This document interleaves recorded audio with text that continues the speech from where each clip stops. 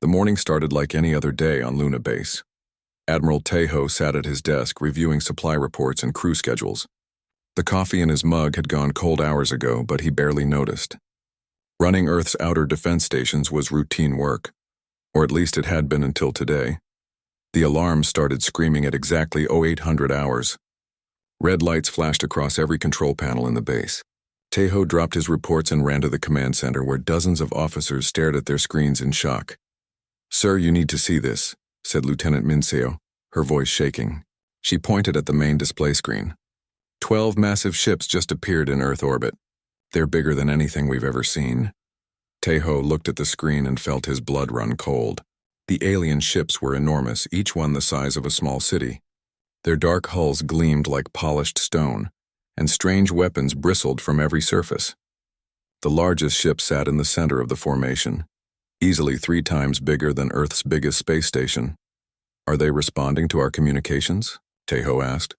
"They're transmitting on all frequencies, sir," replied Communications Officer Jamin. "They want to speak with Earth's leaders immediately." The main screen flickered and suddenly an alien face appeared. The creature was tall and reptilian with golden scales and bright yellow eyes. Its voice was deep and commanding as it spoke in perfect English.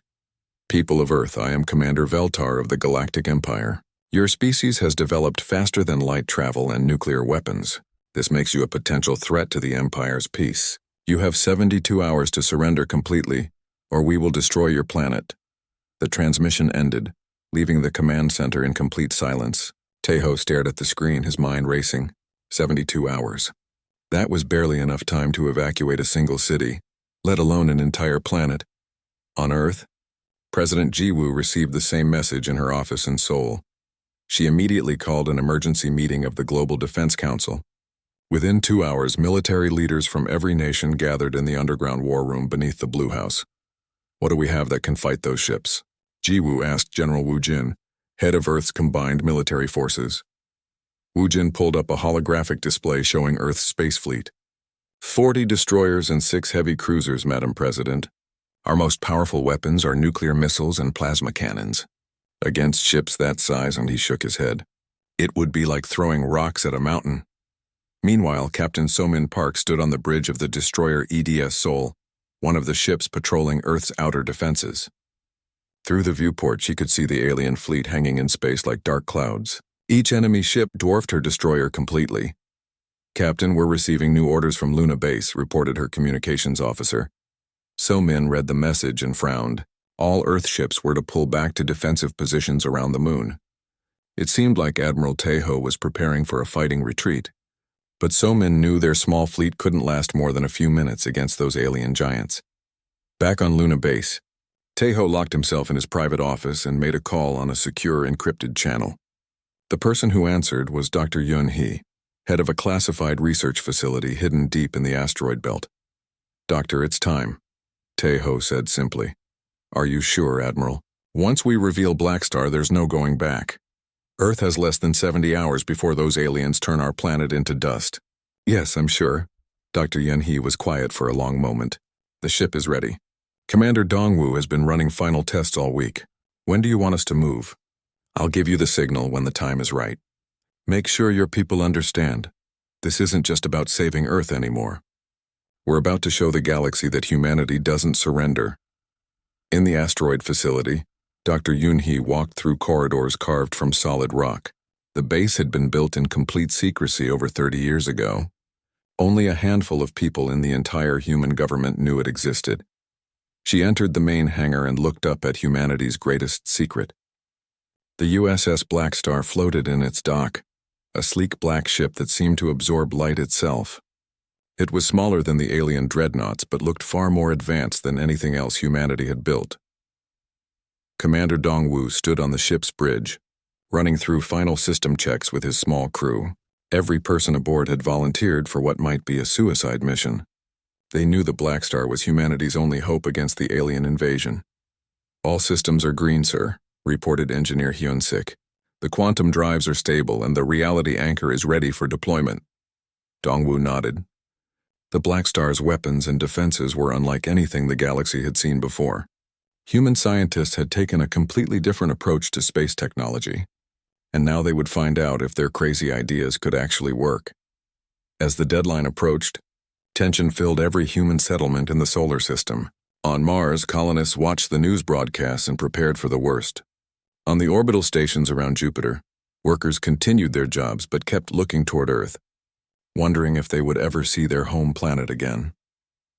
The alien fleet remained perfectly still in Earth's orbit, like predators waiting to strike. Their commander, Veltar, was confident that the humans would surrender.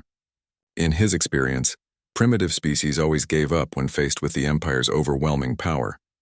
But Veltar didn't understand humans very well. In emergency shelters around the globe, people weren't talking about surrender. They were talking about resistance. Children drew pictures of spaceships fighting aliens. Adults organized volunteer groups to help however they could. Even knowing they faced impossible odds, humanity was preparing to fight. Admiral Tejo spent the remaining hours coordinating with Earth's leaders and making final preparations. He knew the conventional fleet couldn't win, but they might be able to provide enough distraction for the Blackstar to do its job. As the final hour approached, Tejo opened a channel to the asteroid base. Dr. Yunhee, begin the operation. It's time to show these aliens what humans are really capable of. The response came back immediately. Blackstar is launching now, Admiral. Commander Dongwu sends his regards. In the darkness of space, something began to move. The alien sensors couldn't detect it yet, but humanity's secret weapon was finally heading into battle. The galaxy was about to learn that Earth's people had some very surprising ideas about how to fight a war. 3 days before the alien ultimatum, Commander Dongwu walked through the corridors of the most secret place in human space. The asteroid facility had been his home for 5 years, ever since he was selected to command Project Blackstar. Most of humanity didn't even know this place existed. The base was carved inside a large asteroid in the belt between Mars and Jupiter. From the outside, it looked like just another floating rock. Inside, it housed humanity's most advanced technology and their greatest hope for survival. Dongwu entered the main hangar and stopped to admire the USS Blackstar. The ship was beautiful in a deadly way. Its hull was perfectly black and seemed to bend light around it. Unlike human ships with their angular designs, the Blackstar was smooth and curved, almost organic looking. "Good morning, Commander," said Dr. Yunhee as she approached. She was the chief scientist of the project and the person who had designed most of the Blackstar's impossible technology. "Are you ready for today's final tests?" Dongwu nodded. "My crew has been training for this moment for years. We're as ready as we'll ever be." They walked together toward the ship's boarding ramp. Dr. Yunhee began explaining the systems to the new crew members who had arrived that morning. These people had been selected from across the human military, each one an expert in their field. "The Blackstar doesn't work like other spaceships," Dr. Yunhee said as they entered the bridge. "We didn't try to copy alien technology or just make bigger guns. Instead, we asked a simple question: what if we could change the rules of space combat entirely?" Captain Boram, who would serve as the ship's tactical officer, studied the control panels. Everything looked different from standard human designs. "How exactly does it work, Doctor?" Dr. Yunhee smiled. "The key is our quantum phase drive. Most ships exist completely in normal space. The Blackstar can exist partially outside space-time itself. When we're phased, enemy weapons pass right through us because we're not entirely there." Engineer Hyun-sik ran his hands over the power controls. "But we can still affect the normal universe while we're phased?" "Exactly. Our weapons fire from quantum space into normal space. We can shoot them, but they can't shoot us back.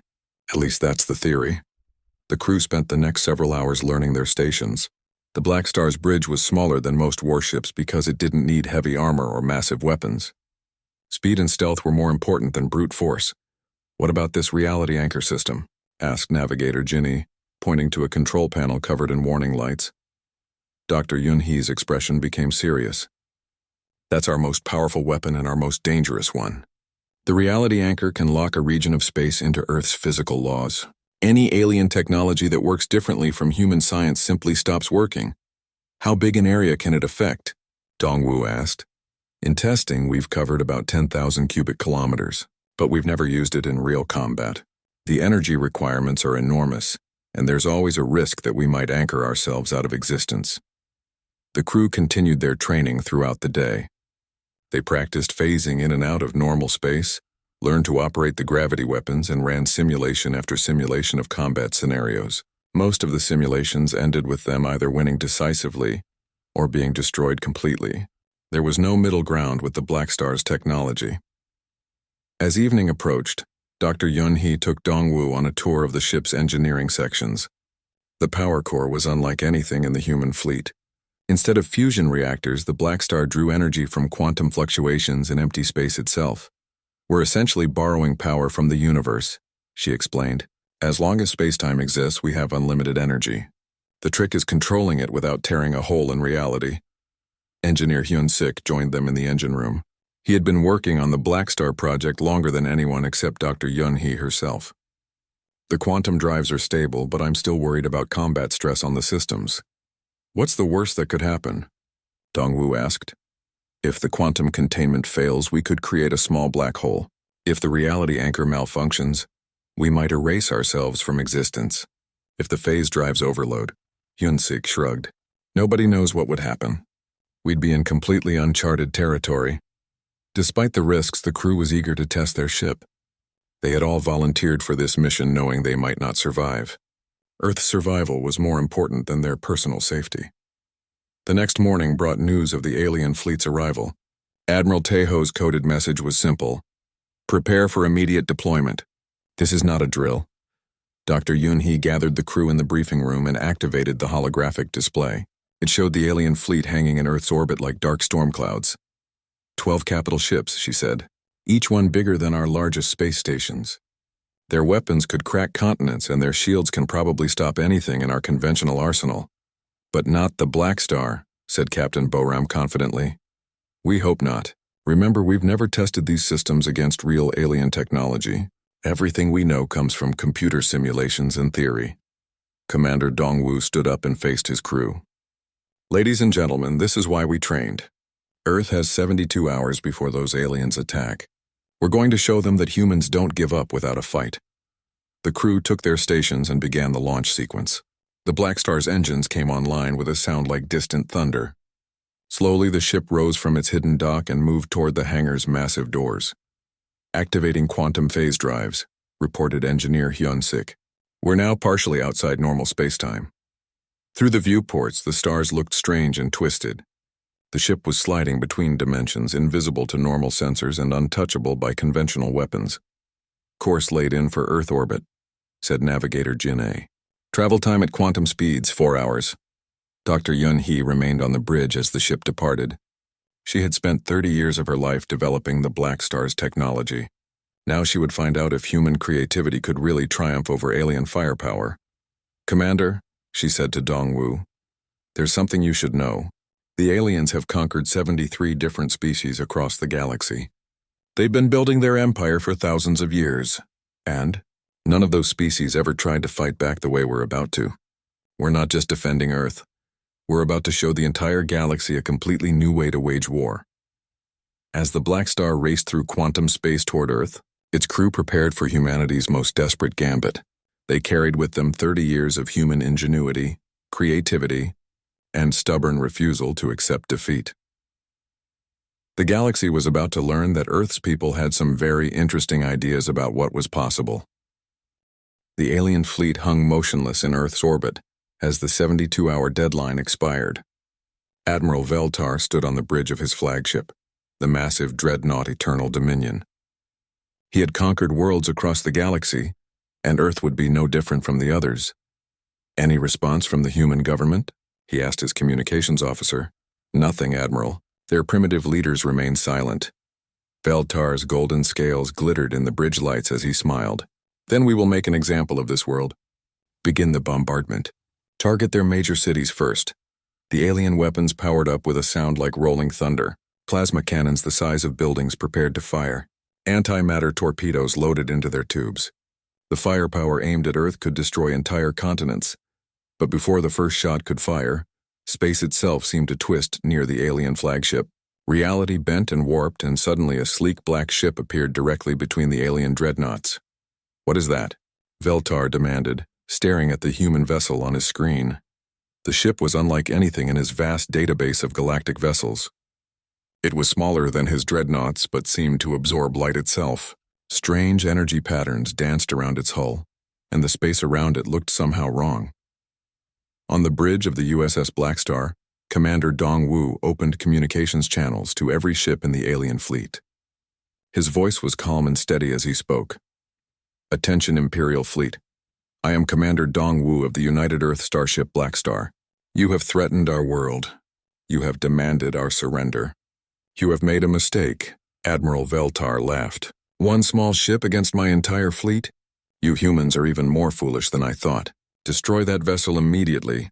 The alien fleet opened fire with everything they had. Plasma bolts the size of buses streaked through space.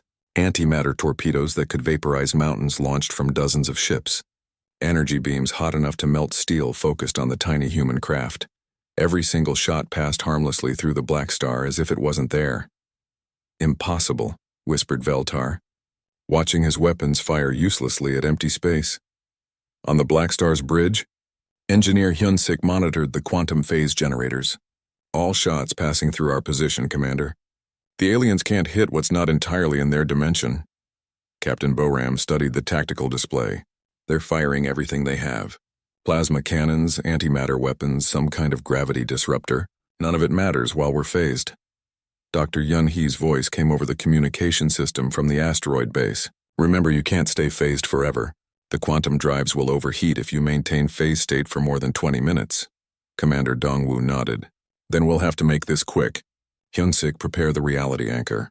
Boram, target the space around their entire fleet." "Sir, that's a huge area," Boram replied. "We've never tried to anchor that much space before. Today we find out what the Blackstar can really do." The reality anchor system came online with a deep, thrumming sound that seemed to shake the fabric of space itself. Energy readings on the Blackstar's instruments went off the scale as the ship began rewriting the physical laws in a massive sphere around the alien fleet. Admiral Veltar felt something change. His ship's instruments began showing impossible readings. "What's happening to our systems?" "Admiral, our weapons are malfunctioning," reported his weapons officer. "The plasma cannons are showing errors. The antimatter torpedoes won't fire. Even our shields are flickering." Across the alien fleet, the same thing was happening. Technology that had worked perfectly for thousands of years was suddenly failing. Their advanced weapons stopped working. Their energy shields collapsed. Even their faster-than-light communications were cut off. "Commander," said Navigator Jin-A from the Blackstar's bridge, "the reality anchor is working perfectly. We've locked this entire region of space into Earth physics. Their technology can't function here anymore."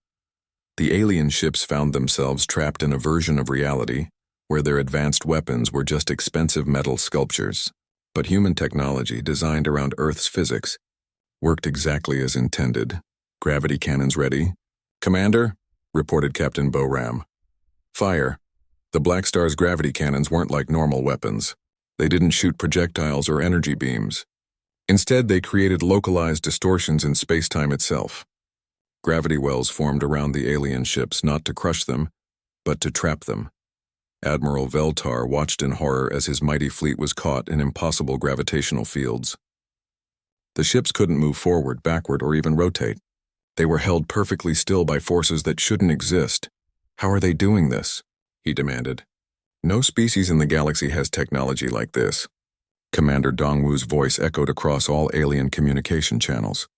"You've spent thousands of years perfecting weapons and ships. We spent decades learning to break the rules you think are unbreakable."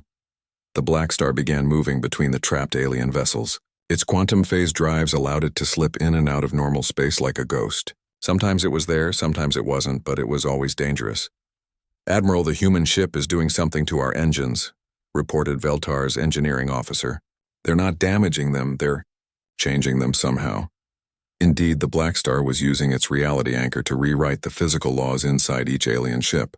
Faster-than-light drives became impossible. Advanced computers reverted to simple calculators. The aliens found themselves trapped in vessels that could barely function. "This is impossible," Veltar repeated. "Space combat doesn't work this way." "It does now," came Commander Dong-Wu's reply.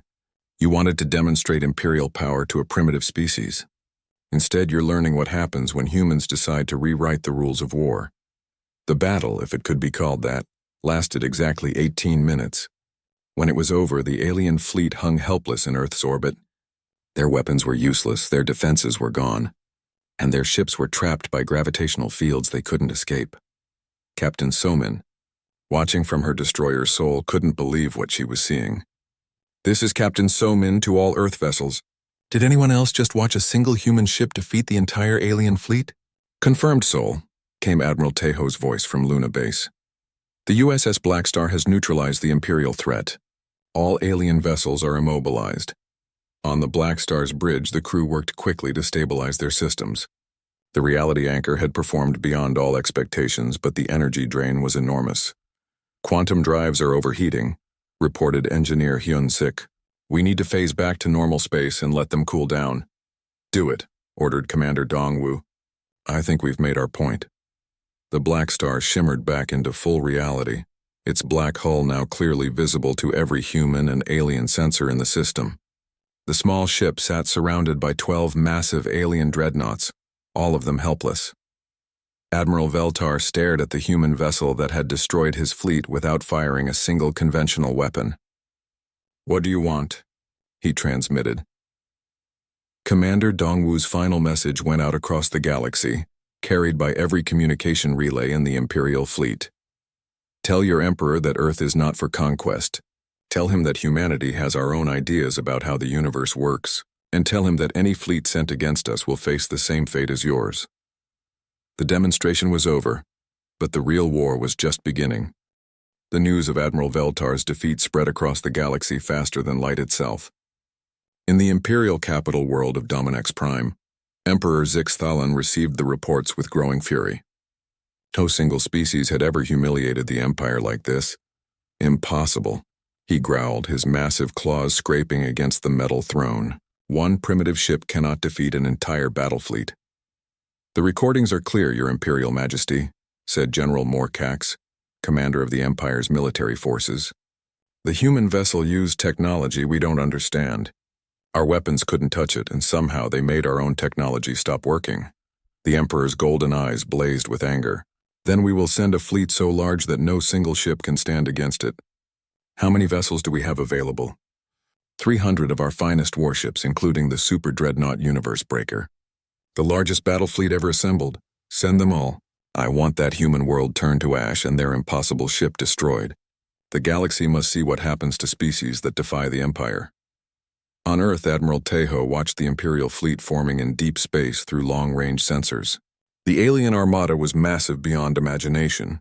Every ship was larger than Earth's biggest space stations, and their combined firepower could crack planets. "Sir, we're detecting over 300 vessels," reported Lieutenant Minseo. "The lead ship is enormous. It's bigger than anything we've ever seen." Admiral Tejo studied the tactical display. The super dreadnought at the center of the alien formation was the size of a small moon. Its weapon systems could probably destroy Earth's entire conventional fleet in minutes. "Get me Commander Dongwu," he ordered. On the USS Blackstar, now hidden in the outer asteroid belt, Commander Dongwu received the priority transmission. The ship was undergoing repairs from their first battle, and Dr. Yunhee was making modifications to their systems. "Commander, we have a problem," Admiral Tejo said. "The Empire is sending everything they have. 300 ships led by something called the Universe Breaker." Dongwu looked at the intelligence data flowing across his screens. "That's 10 times larger than their first fleet. Can the Blackstar handle that many ships?" Dr. Yunhee joined the conversation from the engineering deck. "I've been studying the sensor data from our first encounter. The aliens learned from their defeat. Their new weapons are specifically designed to disrupt quantum fields, meaning they might be able to hit us even when we're phased. And with that many ships, they can probably overload our reality anchor system." Engineer Hyun-sik looked up from his work on the quantum drives. "The good news is that I've found a way to extend our phase technology to other ships. We can bring Earth's entire defense fleet into quantum space with us." Admiral Tejo's eyes lit up. "How many ships?" "All of them. Every destroyer, cruiser, and defense platform in the system. They'll all be able to phase in and out of normal space like the Blackstar." Captain Boram, who had been studying the tactical implications, frowned. "But that still leaves us outnumbered 50-1. Even with quantum phasing, those are bad odds." Dr. Yunhee smiled mysteriously. "Actually, Captain, There's something Admiral Tejo hasn't told you yet. Something that will change everything. 3 days later, the Imperial fleet arrived in Earth's solar system. Emperor Zixthalan himself commanded the massive force from the bridge of the Universe Breaker. He had come personally to oversee humanity's destruction. Sensors detect 46 human vessels, reported the fleet's tactical officer. They're moving to intercept us near Earth's moon. The Emperor laughed. 46 ships against 300? These humans are even more foolish than I thought. Begin the attack. Captain Somin stood on the bridge of the destroyer Sol, now equipped with a prototype quantum phase drive built using Blackstar technology. Around her, the rest of Earth's fleet prepared for the impossible battle ahead. All ships, this is Admiral Tejo. Today we fight not just for Earth, but to show the galaxy that humans don't surrender. Phase drives online. Let's show these aliens what we've learned. The human fleet shimmered and vanished as every ship activated its quantum drives. Suddenly, the aliens found themselves fighting an enemy that could appear and disappear at will. But this time, the Empire was ready. The Universe Breaker fired its primary weapon, a massive beam that tore through space-time itself. The energy blast caught 2 human destroyers as they tried to phase, ripping them apart at the quantum level. "They can hit us now," reported Captain Somin as her ship barely avoided another reality-tearing blast. "Their new weapons can track us through quantum space." On the Blackstar, Commander Dongwu watched his fleet take heavy casualties. The aliens had learned from their first defeat and adapted their technology. Humanity's advantages were disappearing fast. "Sir, we're losing ships faster than we can hurt them," reported Captain Boram. "We need a new strategy." Dr. Yunhee's voice came over the communication system. "Commander, it's time to activate Protocol Omega." "Are you sure, Doctor?" "Once we do this, there's no going back. Earth is about to be destroyed and our fleet is being torn apart." "Yes, I'm sure." Commander Dongwu opened a secure channel and transmitted a single coded message. "All Blackstar units, Protocol Omega is authorized." "Repeat, Protocol Omega is authorized." Across the galaxy, 12 hidden signals responded, deep in asteroid belts disguised as mining stations, and hidden in the darkness between stars. Humanity's greatest secret began to move. The aliens were winning the battle when space suddenly twisted in 12 different locations around their fleet. Reality bent and warped as more Blackstar-class vessels phased into normal space. Emperor Zixthalan stared at his tactical display in disbelief. "Impossible. There can't be more ships like that one." But there were. 13 identical vessels now surrounded the Imperial fleet, each one equipped with the same reality-breaking technology as the original Blackstar. Humanity had not built just one impossible warship. They had built an entire squadron. "All units, this is Commander Dongwu. Begin coordinated reality anchor deployment. Let's show them what happens when humans really get creative." The 13 Blackstar vessels worked together to create the largest reality anchor field ever generated. Space-time locked into Earth's physical laws across an area the size of a small solar system. Every alien ship found itself trapped in a version of reality where their advanced technology simply couldn't function. But the Universe Breaker was different. Its massive size and power allowed it to partially resist the reality anchor field. Emperor Zixthalan found that some of his weapons still worked, though they were much weaker than before. "All ships concentrate fire on those black vessels," he ordered. "If we can destroy them, we can break free of whatever they're doing to us." The battle became a nightmare of impossible physics and reality-bending weapons. The Blackstar Squadron used quantum manipulation to attack from multiple dimensions at once. They fired weapons that traveled backward through time, created shields that convinced incoming missiles they had already missed their targets, and used tactics that operated on pure human creativity rather than mathematical calculation. Engineer Hyun-sik pushed his quantum drives beyond their design limits, allowing his Blackstar to exist in 3 different dimensions simultaneously. Navigator Jin-A calculated flight paths that shouldn't exist, moving her ship through routes that folded spacetime like paper. The Imperial fleet, trapped in Earth's physics, found themselves fighting a war they couldn't understand. Their commanders had trained for thousands of years to fight conventional space battles. Nothing had prepared them for enemies who treated the laws of physics as suggestions. As the battle raged, Emperor Zixthalan realized that his mighty empire was facing something completely new. These humans didn't just have advanced technology, they had a completely different way of thinking about war itself. The universe breaker shuddered as reality-warping weapons struck its hull. For the first time in his long life, the Emperor began to wonder if the Empire could actually lose this battle. The battle around Earth had been raging for 6 hours when Emperor Zixthalan made his decision. His massive fleet was being torn apart by weapons that shouldn't exist, used by an enemy that fought like no other species in the galaxy. "Bring my personal flagship into the battle," he commanded from the bridge of the universe breaker.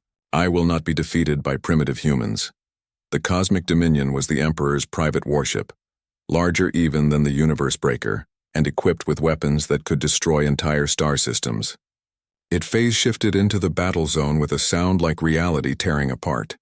Commander Dongwu watched the new arrival on his tactical display. "That ship is massive. It's bigger than some moons." Dr. Yunhee's voice crackled over the communication system from the asteroid base. "Commander, our sensors are picking up energy readings unlike anything we've seen. That ship is drawing power from multiple dimensions." Around the battlefield, the 13 Blackstar vessels continued their impossible dance of quantum combat. They phased in and out of normal space, fired weapons through time itself, and used gravitational fields to trap entire squadrons of alien ships. Captain So-min, fighting alongside the Blackstars in her modified destroyer Sol, couldn't believe what she was seeing. "This is Sol to Blackstar 1. Your ships are doing things that should be physically impossible." "That's the point, Sol," replied Commander Dongwu. "We stopped worrying about what's supposed to be impossible and started figuring out how to make it work anyway." But the Cosmic Dominion was different from the other alien ships. It began adapting to the reality anchor field, its weapons slowly becoming more effective. Emperor Zixthalan had equipped his personal vessel with technology stolen from dozens of conquered species. "Interesting," he said, studying the human tactics. "These creatures fight by changing the rules of engagement itself. They don't try to overpower their enemies. They make their enemies' power irrelevant." The Emperor's tactical officer looked confused. "Sir, should we withdraw? We're taking heavy casualties." "No, I want to understand how they do this. How does a species that achieved spaceflight only centuries ago develop technology that surpasses civilizations millions of years old?" Admiral Tejo, coordinating the battle from Luna Base, was asking himself the same question. Humanity had built weapons and tactics that seemed magical, even to their own creators. "Sir, the Blackstar Squadron is reporting quantum drive overheating," reported Lieutenant Minseo. "They can't maintain this level of reality manipulation much longer." Tejo opened a channel to all human forces. "All ships prepare for final assault. We end this now, one way or another." The 13 Blackstar vessels formed a perfect circle around the Imperial fleet and began their most dangerous maneuver yet. They linked their reality anchor systems together, creating a field so powerful it began rewriting the fundamental laws of physics in local space. Engineer Hyun-sik monitored the quantum readings from his station. "Commander, we're approaching critical levels. If we push any harder, we might create a permanent rift in space-time." "Do it anyway," Dongwu replied. "Earth's survival is worth the risk." The combined reality anchor field expanded to cover the entire battlefield. Inside this sphere of altered physics, human creativity became a weapon more powerful than any technology. The Blackstar crews began using tactics that existed only in their imagination, moments before they tried them. Navigator Jinnie calculated a flight path that led backward through cause and effect, allowing her ship to arrive at its destination before it left its starting point. Captain Boram fired weapons that convinced their targets they had already been destroyed. Engineer Hyun-sik created gravity fields that worked by making space forget which direction was up. The Imperial fleet found itself caught in a battle where logic itself had become a casualty. Ships fired at enemies that weren't there yet. Explosions happened before the weapons that caused them were fired. The aliens' advanced computers simply gave up trying to process what was happening.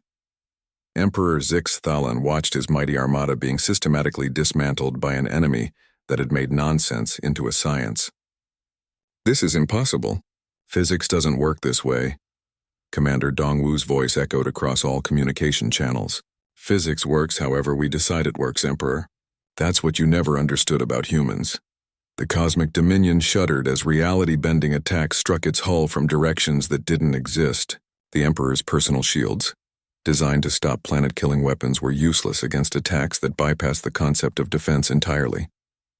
"How?" The Emperor demanded over open channels. How does your species do this?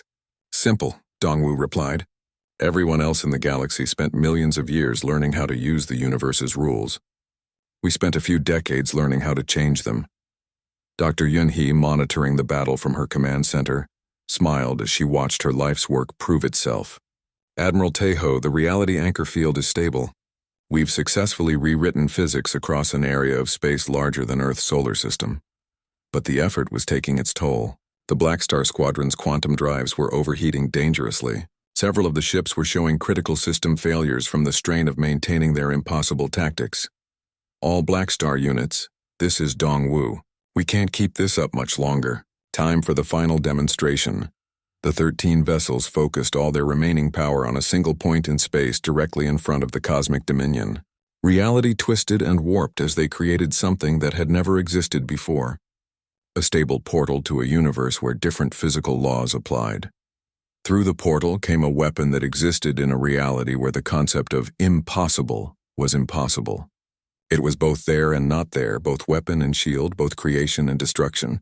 The alien computers couldn't process what they were seeing, because it literally could not exist in their universe. Emperor Zixathalan stared at the impossible weapon, and finally understood. You're not fighting us with superior technology. You're fighting us with superior imagination. Now you're getting it, Commander Dongwu said. Surrender now and we'll let you retreat. Continue fighting and we'll show you what happens when humans stop holding back. The Emperor looked around at his devastated fleet. 300 of the Empire's finest warships had been reduced to floating wrecks by 13 human vessels that refused to follow the rules of space combat. His own flagship, the most powerful ship in the galaxy, was being held in place by gravitational fields that shouldn't exist. What do you want? He asked. We want you to leave Earth alone. We want you to tell every species in the galaxy that humans are not for conquest, and we want you to remember that the next fleet you send against us will face even worse than this one did. The portal to the impossible universe closed, and the reality anchor field began to collapse. The Blackstar squadron's quantum drives were finally giving out, but they had accomplished their mission. Emperor Zixathalan made the hardest decision of his long reign. Imperial fleet withdraw immediately. Set course for Dominax Prime. As the surviving alien ships limped away from Earth, they carried with them news that would change the galaxy forever. Humanity had not just defeated the Empire's greatest fleet. They had demonstrated a completely new form of warfare based on creativity, imagination, and the stubborn human refusal to accept that anything was truly impossible. Admiral Taeho watched the alien retreat from Luna Base and opened a channel to the Blackstar squadron. Commander Dongwu, mission accomplished. Welcome to the new galactic order. The USS Blackstar and her sister ships had done more than save Earth. They had announced to the entire galaxy that humanity would never bow to any empire, no matter how large or powerful. The age of human expansion into the stars had begun, and the universe would never be the same. In the years that followed, the Battle of Earth became legendary across the galaxy. Other species began to wonder if they too could learn to fight by changing the rules instead of following them. The Empire's grip on power began to weaken as worlds discovered that the supposedly invincible Imperial fleet could be defeated by enemies who thought differently. But that is a story for another day. For now, Earth was safe, and humanity had taken its place among the stars not as subjects of an empire, but as the species that proved even the laws of physics were just suggestions waiting to be rewritten by those brave enough to try.